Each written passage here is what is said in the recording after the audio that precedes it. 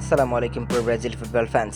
দর্শক, অনেকেই নেইমার জুনিয়রের ইনজুরির আপডেট জানতে চেয়েছিলেন। নেইমার জুনিয়র কবে আল হিলালের জার্সিতে মাঠে নামবে সেটাও জানতে চেয়েছিলেন। বিস্তারিত এই ভিডিওতে আলোচনা করা হবে, তাই নেইমার জুনিয়রকে নিয়ে যারা আপডেট জানতে চেয়েছিলেন অবশ্যই তারা ভিডিওটি স্কিপ করবেন না।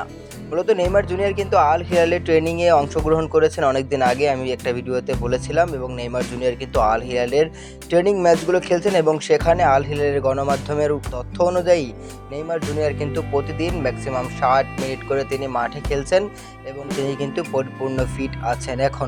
এখন নেইমার জুনিয়র ফিট আছেন বটে, তবে নেইমার জুনিয়র কবে মাঠে ফিরবে এটা কিন্তু এখনও শিওরলি কেউ বলতে পারবে না। কেননা জানুয়ারির প্রথম সপ্তাহে যদি নেইমার জুনিয়রের রেজিস্ট্রেশন হয় তাহলে জানুয়ারির 7 তারিখ থেকে আল হিলালের হয়ে সকল ম্যাচে অংশগ্রহণ করতে পারবেন ব্রাজিলিয়ান এই সুপারস্টার। মূলত নেইমার জুনিয়র কবে মাঠে ফিরবেন এটা আসলে আমি শুরুতেই বললাম, ওই যে কেউ এখনও বলতে পারছেন না। জানুয়ারির প্রথম সপ্তাহে যদি আল হিলালের সঙ্গে নেইমার জুনিয়রের নতুন রেজিস্ট্রেশন হয় তাহলে অবশ্যই নেইমার জুনিয়র 7 তারিখ থেকে আল হিলালের সকল ম্যাচগুলো খেলতে পারবেন নেইমারকে নিয়ে। এটাই ছিল সর্বশেষ আপডেট।